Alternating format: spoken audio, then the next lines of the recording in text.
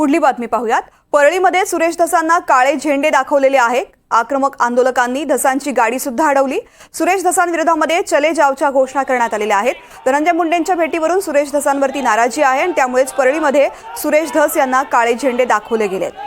आक्रमक आंदोलकांनी धसांची गाडी अडवली। सुरेश धसांविरोधामध्ये चले जावची घोषणाबाजी झाली आहे। धनंजय मुंडे यांची भेट सुरेश धस यांनी काही दिवसांपूर्वी घेतलेली होती आणि त्यानंतर आता आंदोलकांनी थेट सुरेश धस यांनाच काळे झेंडे दाखवले आहेत परळीमध्ये।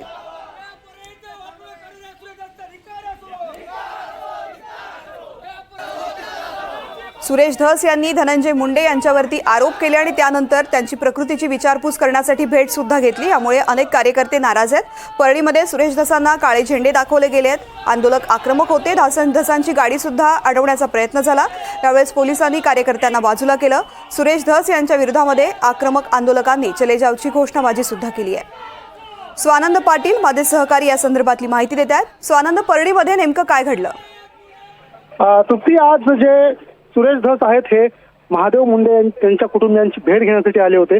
तिथून राजस्थानी मल्टीस्टेट आणि इतर काही जे मल्टीस्टेटचे ते ठेवीदार आहेत त्यांची एक बैठक होती। या बैठकी ठिकाणी जात असताना सुरेश धस यांना परळीतील काही लोकांनी विरोधात काळे झेंडे दाखवले, तसंच घोषणाबाजी केली। तुम्ही परळीची बदनामी करतात असे ते यावेळी म्हणाले।